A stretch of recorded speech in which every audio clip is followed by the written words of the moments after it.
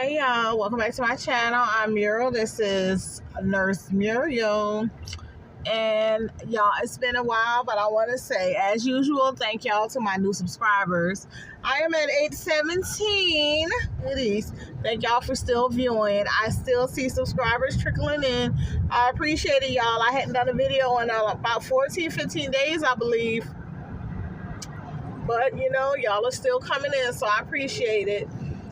This is just a ride and chat with me, y'all. I'm not just getting off work.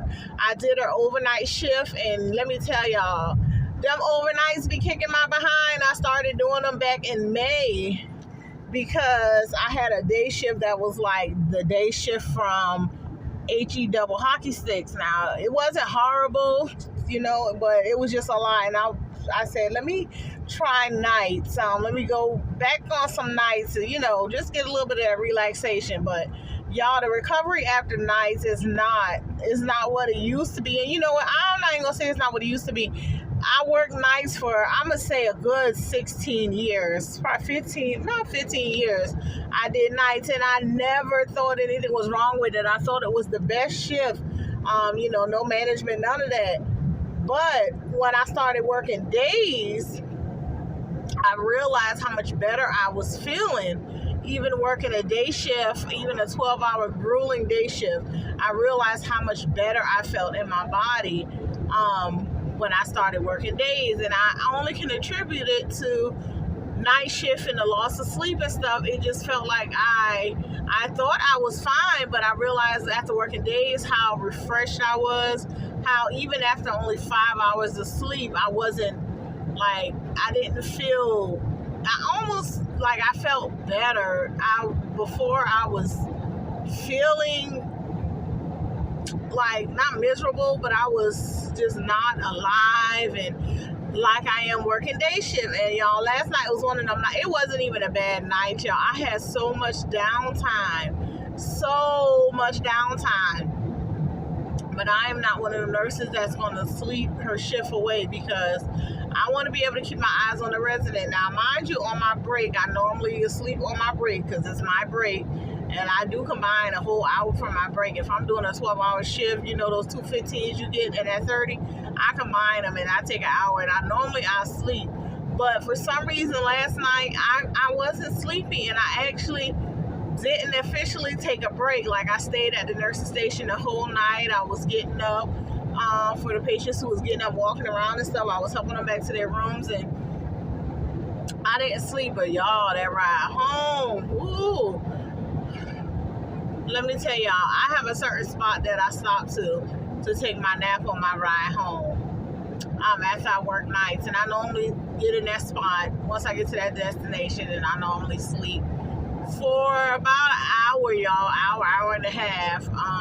It's a safe spot. But before I made it to that location this morning, y'all, I almost found myself underneath a damn Mack truck. I don't even remember dozing off, but I must have dozed off because when I came to, I was like right up on the side of that Mack truck. So I'm going to have to change up my little, you know, when you start driving after a night shift, you don't feel sleepy, but then it seems like after a little while on the highway or whatever road you take, it comes down on you. So I'm going to have to start taking my little nap like in the parking lot at the job before I even get on the road, because that has never happened to me. I have occasionally not even realized how I made it as far as I did, like the spot that I was in. So I must have dozed off or just zoned out while I was driving, but I've never actually like found myself so close to being in an accident after working night shift. So, but yeah, y'all, I'm just on that ride home. Like I said, pretty good shift. I wanted to make this video, y'all, because for those of you, like, I don't want to say this, and I'm trying to figure out how to say this. So you know how you get, nursing is that type of profession that you will want to keep going, like, just keep going. And I don't know if it's as far as keep going, I mean, in your education, keep going. And I don't know if it's you're trying to prove something to yourself or you're trying to prove it to other people, or what it is. But I just want you to let you know that there is absolutely nothing wrong with being content with the life you have, with where you're at in life. Now, mind you, if you're going because you know you have specific goals and you want to better your life, and you know you're not just doing it just to do it, then by all means keep going. But I see so many people just keep pushing and go higher, and it's all just to have certain letters behind your name that you're not even going to use. Like myself, I have my BSN. I have no intentions on using my BSN now. When I achieved my BSN, I did have intentions on using it.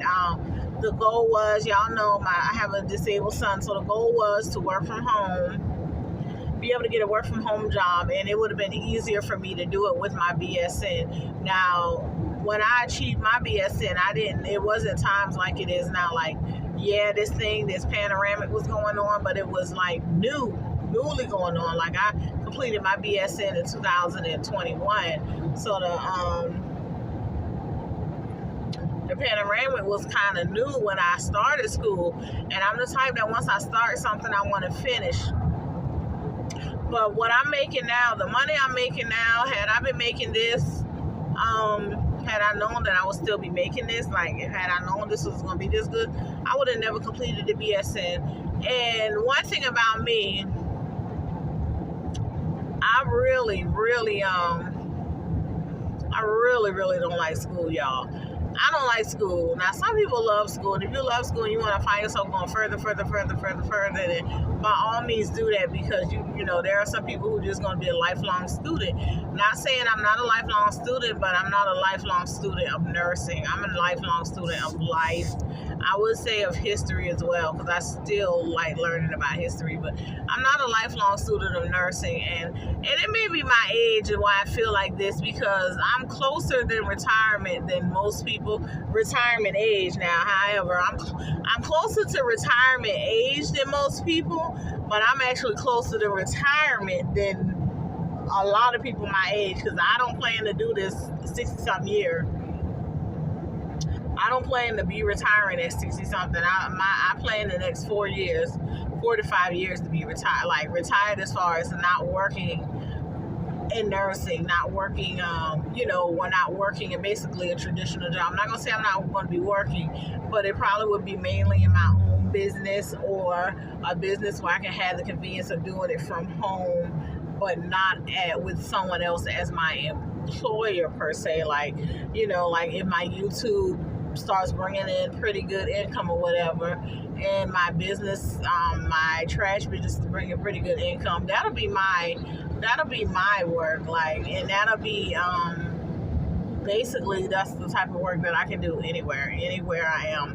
When I send my invoices off to my customers, sometimes I do it from at a restaurant, sometimes I do it from home, sometimes I do it as a passenger in a vehicle riding somewhere. Like, I don't necessarily have to be clocked in on anyone's job. Sometimes I wake up 2 o'clock in the morning and grab my computer and start sending out invoices, and this is the convenience of it. But I just don't want people to feel pressured, to feel like they gotta go do like more, or they got to do this. If you are content. Now, I'm not here to promote stagnation, but what I am saying, if you are comfortable and you are fine at what you're doing, and it is providing for your needs, and this is what you want to do, and you're not struggling, you're very comfortable, don't let looking at other people and what they're doing to make you feel pressured to go even further. And it was at one point I was talking when I first graduated with my RN. The talk for me was getting a master's degree, doing this and this. This is when I first got my RN. But the more I work in the nursing field, even though the nursing field is diverse, the more I work in it, the more I know that I really don't want to do nursing another 5 years. Like, I don't want anything to do with nursing another 5 years. Other than my YouTube channel, I'll sit here and talk about nursing.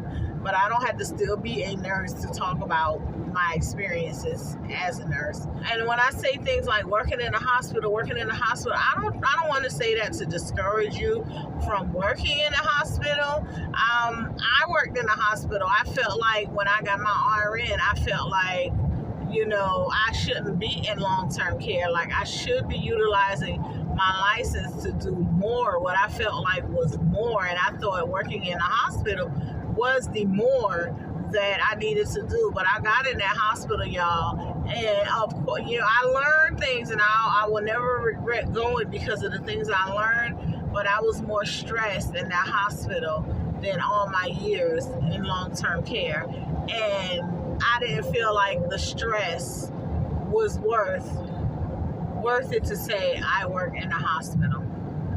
I just didn't feel like it was. And to this day, I still don't feel like the stress that you would encounter in a hospital is worth it to say you work in a hospital as an RN. Now, the money is much better in the hospital now. So if you want to make the money, let me tell you want to make the money as an RN, the hospital is where it's at. What I'm making now as an agency nurse, I can make what I'm making now per hour as an agency nurse. I could make possibly $20 more an hour as a float pool or weekend RN in a hospital. I could, but is it worth me being in a float pool where they may put you on this hall, that hall, this hall, that hall? Is it worth me working possibly on the weekends? Like, if that's not what I want to do. At one point, working the weekends was ideal for me, but I have a social life, y'all. It's not what I want to do now. Is the $15 or $20 more an hour worth it for me? And honestly, I can say no, it's not. It's not worth it for me. Not for the life that I lead, and not for the things that I want to do with my household and with my kids. I don't want to discourage you from going to the hospital, because some things you won't know if they're for you or not for you until you actually do it. But one thing I'll never do is I'll never put down someone who works in long-term. I work in long-term care, but even when I worked in a hospital, I never would put down or look down on a person who works in long-term care or any other specialty, because there is no specialty that's beneath the other. And then one thing about that hospital, one thing about working in a hospital, there are certain acuities that nurses may work that they feel like they are better than other acuities. Like a nurse who's in the ICU will feel better than the nurse who works, say, in OB and mother baby. But a nurse who works in med surge may feel like she's better than the nurse that works in long-term care. Like, it's always going to be that. But let me tell you, I don't care where you're working at in the hospital, you're going to have stress. And I don't care what acuity level you're working with. I don't care what they call that specialty. Y'all can have that stress. Have it. Y'all can keep it. I don't want it. I'm fine with doing what I do. I enjoy being stress-free. It gets a little aggravating at times. Like I said, it gets a little aggravating at times because it seems like a lot of stuff is redundant, and I feel like sometimes they just make up paperwork on top of paperwork on top of paperwork. But let me be honest with y'all, working in that hospital, it's so much dotting your I's and crossing your T's and charting this and charting that, and don't forget to chart this, don't chart. And you so worried about, are you charting enough or you're not charting enough? Did you miss this? Did you miss that? Girl, let me tell y'all. Every now and then I think about rolling in the hospital, only because they're cutting the hours for RNs and long-term care, and I'll be thinking about rolling in the hospital. But I said, I'm going to ride this long-term care till the wheels fall off, because when I leave my job, when I go to my job, I have those days where I feel like, I don't want to work. But I haven't had one day in long-term care yet when I actually got in the car, when I arrived there and I actually cried in the parking lot. I have done that working in the hospital. Like, I just did not, I was miserable, and I felt like I had something to prove to myself. I wasn't trying to prove anything to anybody else, but I just felt like I had something to prove to myself that girl, you could do this. You could last this year. You could do this. But the extent to where I was so stressed and so miserable trying to get that year, I couldn't do it.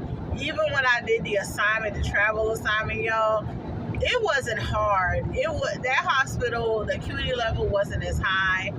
There was a lot of overdoses. I had a lot of my patients were overdose patients, not gonna lie to you. But the acuity level wasn't that high, but even just the feel of the hospital, of being in the hospital. Like I said, when I'm in the hospital, y'all, I feel trapped. I feel like I can't go I can't do nothing. When I go to work in long-term care, if I need to leave to go run down the road to the store, I can do that. If like the other day, I needed to leave and go pick my son up and take him to get something to eat, and I was able to do that no problem. You're not doing that in the hospital, and the convenience of that for me makes it well worth it. My night last night, my patients was sleeping. The majority of my night last night was spent watching YouTube videos, watching history documentaries. I ain't gonna lie to y'all. I had my phone up on the stand. I watched about an hour and a half worth of documentaries. I got up, I made a round, I checked in on my patients. They were fine. Those who were up walking around, I was stopping and escort them, lead them back to their room, whatever. But I spent my night basically watching history documentaries. Y'all, it was real chill, and I won't give up a shift like that to go back in nobody's hospital. If y'all could tell, y'all see my background is a little different, y'all. Y'all see my suitcase back there because it's summertime, y'all, and my son is out of school. So when I have to work days in a row, I pack up my suitcase and I actually go and stay in the city that I'm working in. I actually go stay, so that's my suitcase there, y'all. But this is a different environment, y'all. I got me another vehicle, but I got me an SUV, y'all. I was saying I had to get me another vehicle. I got me another vehicle, y'all. It feels so good to sit high. I'm a plus size girl. Like, I'm not even so much a plus size girl, but I've always had SUVs for the last 15 years, and that last vehicle I I gave it to my son, like I said I was going to. It's a car, and that sitting low life just wasn't for me, y'all. It wasn't for me. So yeah, I got me another vehicle. I'm nice, I'm comfortable, I'm happy. Air is blowing, I'm feeling good. I'm heading home. Like I said, I just got up from my little nap, from my little rest spot that I take my little rest at, and I'm heading home. Oh, I picked up a shift at the place that I'm PRing. I hadn't been there, according to my last login, I hadn't been there since March the 18th, y'all. I rolled through there, made some quick coins, another easy breezy shift. It was an 11p to 7a. Real easy breezy. Not as much as I get paid at the place I go through agency, but I want to stay on the roster, so I went and picked it up. Still a cute coin, it was a little less, about $80 less than I would have made at the other facility, but it's still a cute coin, and I'm on the roster somewhere, which is important. Now if you're RN long-term care, it's real important to be on somebody's staff schedule. Be on somebody's staffing so you can roll in case you ever get canceled. I'm not doing as many days as I was. I'm back down to my 2 days a week, y'all. So the only reason I had 3 was because I worked at that job, that PRN job.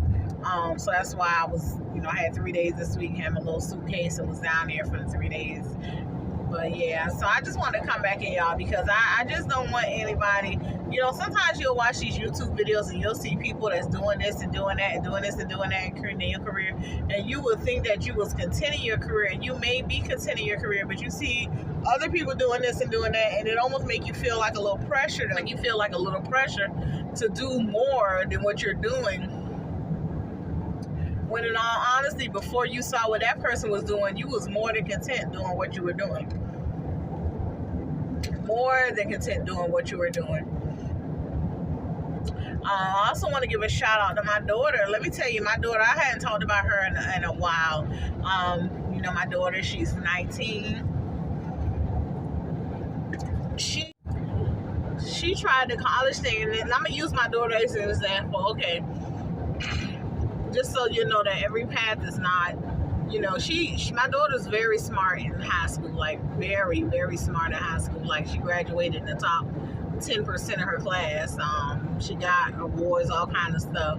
But my daughter never liked school, and that's something like me. I was always good at school. I was smart in school, but I never liked school. My daughter never liked school, and so she tried the college thing for a semester or so, but she stopped and she was like, Mom, I'm just gonna do YouTube. I'm just gonna do YouTube. And I was like, hey, go ahead, girl.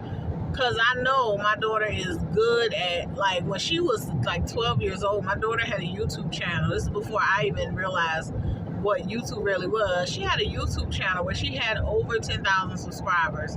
She had over 1 million views. And she was really into, what is it called, K-pop, since she was like 7 years old, before a lot of people were into it in the United States. She was really into K-pop, and when she was like 11 or 12, she made a K-pop YouTube channel, and it was doing well. And you know, a little child come to you 10, 11 years old asking for your debit card information and stuff, you're not going to give it to them. I didn't really think, talking out with her about why do you need this? And I always regretted it, because if I knew then the money you can make on YouTube, my daughter right now at 7 years later could have been sitting on stacks and stacks of money off of that YouTube channel that she never showed her face on, that she only edited videos, upload them. That was years ago. My daughter could have been sitting on more money than she could have been sitting on some money. Like, she had went to college and got a degree. It was on YouTube. So when she told me this time around, I'm just gonna go back, jump back on my YouTube, whatever. I was like, girl, that's fine, because you know my kids are blessed. They're blessed, y'all. They have the option. They have it where they have that support system where they can take the time to try things and try and succeed or try and fail, but they have the ability to try things, so they don't have bills behind them loading them down that they have to pay this and they have to pay that. Well, my daughter channel, y'all, she just started her channel last year. My daughter has over 28,000 subscribers on her YouTube channel. My daughter has over 12 million views. She does mainly shorts. She don't do a lot of videos. She does mainly shorts. My daughter has over 12 million, probably over 14 million views at this time. My daughter became a YouTube partner. She's on her way, y'all. She's on her way in less than a year.